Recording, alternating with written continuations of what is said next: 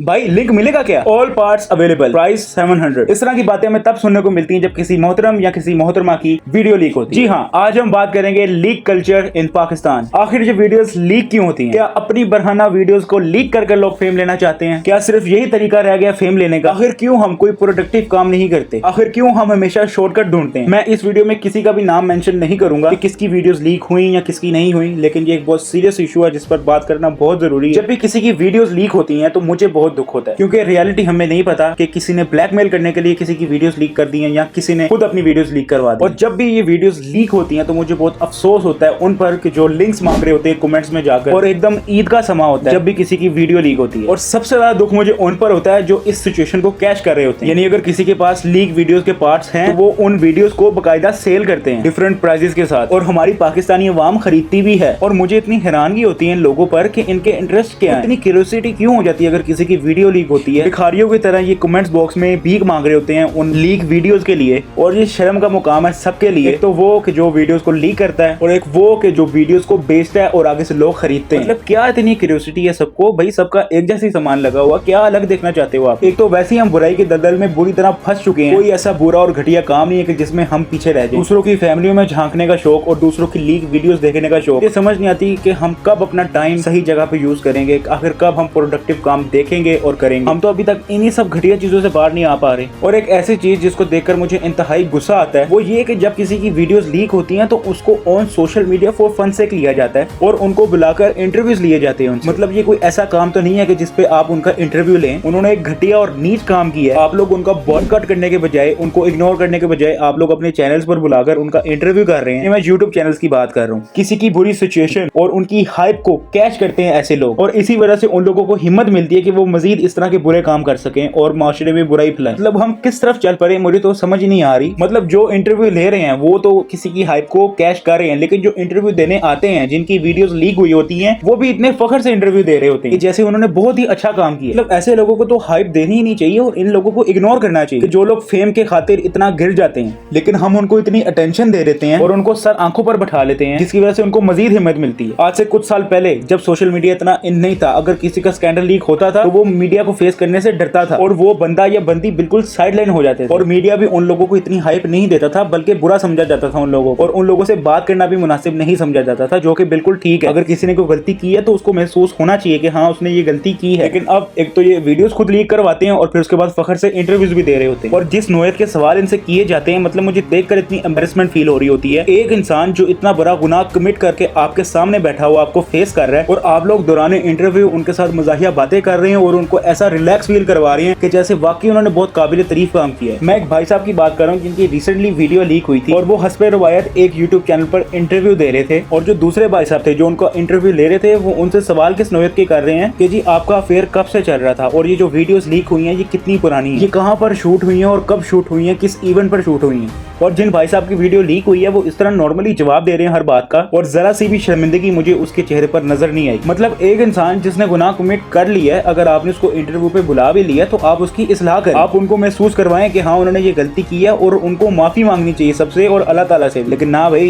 ये तो व्यूज का चक्कर है। अगर वो अगले बंदे को नाराज कर देगा तो फिर इंटरव्यू कौन देगा और व्यूज कैसे आएंगे, सब्सक्राइबर्स कैसे आएंगे, पैसा कैसे आएगा? तो फिर इसी तरह के सवाल होंगे ना कि आपका अफेयर कब से चल रहा था और ये वीडियोस कहाँ पर बनी, दुबई में बनी या पाकिस्तान में बनी, किस इवेंट के बाद बनी, और कब आप दोनों में इतनी बेतकल्लुफी भर गई कि आप इस हद तक पहुंच गए। और इसी तरह के 5-7 खटे मीठे सवाल जवाब होते हैं और फिर उसके बाद व्यूज आते हैं, रेवेन्यू जनरेट होता है और उसके बाद पैसे आ जाते हैं। लेकिन क्या फायदा इन पैसों का? कि क्या मैसेज आप पहुंचा रहे हो अवाम तक? इन जैसे गुनाहगारों को इस तरह ट्रीट करते हैं, उनको अपने चैनल्स पर बुलाकर इतनी रिस्पेक्ट देते हैं, क्या ये वाकई रिस्पेक्ट के लायक है? और हमारी अवाम भी माशाल्लाह से इतना एंजॉय करती है ना ये सब। कभी कभार मैं इतना एम्बेरस और इतना बेबस सा महसूस करता हूँ कि हम किस तरफ चल पड़े हैं, हमारे इंटरेस्ट क्या हैं। इतने बड़े बड़े इन्फ्लुएंसर जिनके मिलियंस में फॉलोवर्स हैं लेकिन उनको भी नहीं परवाह कुछ, वो करते चले जा रहे हैं इस तरह की बेशर्मियां। बस उन्होंने खुद को इन्फ्लुएंसर्स कहलवाना है, लेकिन वो इन्फ्लुएंस क्या कर रहे हैं ये उनको भी नहीं पता। अगर आपने खुद अपनी वीडियोस लीक की वो एक अलग बात है, मतलब उस पर तो कुछ बोलने जैसा है ही नहीं। लेकिन अगर किसी ने आपकी वीडियोस लीक की है तो आपने वो वीडियोस को कैप्चर क्यों होने दिया? आखिर आपने क्यों कैमरा बंद नहीं करवाया? आखिर ऐसी क्या गंदी एडिक्शन लग चुकी है हमें कि हमने हर चीज को ही रिकॉर्ड करना। एक तो काम आप इतना गलीज कर रहे हो और फिर ऊपर से उसको रिकॉर्ड भी कर रहे हो ताकि इन फ्यूचर वही बंदा आपको ब्लैकमेल कर सके आपकी वीडियोस को लेकर। आखिर आखिर क्यों आप अगले बंदे पे इतना ब्लाइंड ट्रस्ट कर लेते हैं कि आप एक गुनाह तो कमिट कर ही रहे हो, अस्तगफिरुल्लाह, लेकिन आप उसको कैप्चर भी कर रहे हो। आखिर क्यों सब शॉर्टकट चूज करते हैं? आप कोई बड़ा कोई प्रोडक्टिव काम करके भी ऊपर आ सकते हैं, फेम मिल सकता है आपको, लेकिन सभी यहाँ पर शॉर्टकट और उल्टे सीधे रास्ते ही चूज करते हैं, क्योंकि पाकिस्तान में फेमस होना कौन सा मुश्किल काम है। आज आप कोई उल्टी सीधी हरकत करो, आपकी वीडियो लीक हो जाए, कल आपके मिलियंस में फॉलोवर्स होंगे और इंटरव्यूज लेने वालों की लाइन लगी होगी। शोहरत होनी चाहिए लेकिन अच्छी शोहरत होनी चाहिए, पैसा होना चाहिए लेकिन हलाल का पैसा होना चाहिए। अगर आप इसी तरह के उल्टे सीधे काम करके ऊपर आना चाहते हैं तो इसका कोई फायदा नहीं है, ना दुनिया में ना आखिरत में। आपको हिसाब तो देना ही होगा। सो खुदारा मेरी गुजारिश है पाकिस्तानियों से भी, अच्छे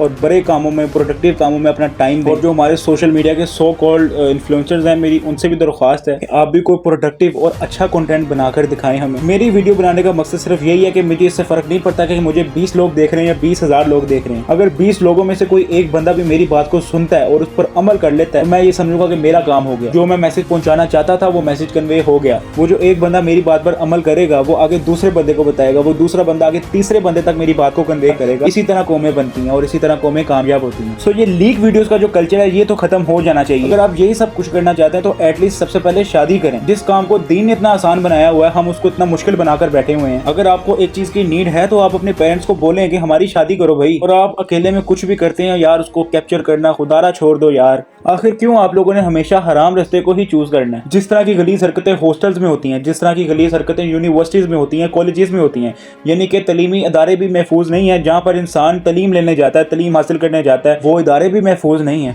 और वहाँ पर भी इतने घटिया काम हो रहे हैं। ड्रग्स की सप्लाई हो रही है, स्टूडेंट्स ड्रग एडिक्ट हो गए हैं, रेप केसेस आए दिन सुनने को मिल रहे हैं और काफी ज्यादा लीक वीडियो यूनिवर्सिटी के अंदर रिकॉर्ड होती हैं। कभी कोई छत पे पकड़ा जाता है, कभी कोई बेसमेंट पे पकड़ा जाता है, फिर हमारी पाकिस्तानी अवाम उन वीडियोस को सेल कर रही होती है। मतलब इससे लो लाइफ क्या हो सकती है यार। खुदारा भाई मूव ऑन करो, जाग जाओ, अपने टाइम को इन्वेस्ट करो कोई बड़ी चीज करने में। मैं लोगों को इस हद तक गिरते हुए देखा है कि वो कहते हैं मेरे यूट्यूब चैनल को सब्सक्राइब करो, उसका स्क्रीनशॉट लो, इंस्टाग्राम पर आओ, वहां पर फॉलो करके स्क्रीनशॉट लो और मुझे डीएम करो। उसके बाद मैं देखूंगा और आपको उस लीक वीडियो का लिंक सेंड करूंगा। मतलब लख दी लानत है भाई। सो आज की वीडियो को इधर ही एंड करते हैं। अगर आप मेरी बात से मुत्तफिक हैं तो कमेंट बॉक्स में अपनी कीमती राय से जरूर आगाह कीजिएगा। वीडियो को लाइक कर दें, चैनल को सब्सक्राइब करके बेल के आइकन को दबा दें ताकि मेरे आने वाली वीडियोस का नोटिफिकेशन आप तक पहुंच सके। आगे आने वाले दिनों पर आपको मेरे इस चैनल पर मल्टीपल टाइप के कंटेंट देखने को मिलेंगे, तो उसके लिए तो आपको सब्सक्राइब करना पड़ेगा और बेल के आइकन को भी दबाना पड़ेगा। So I see you in the next video. Bye.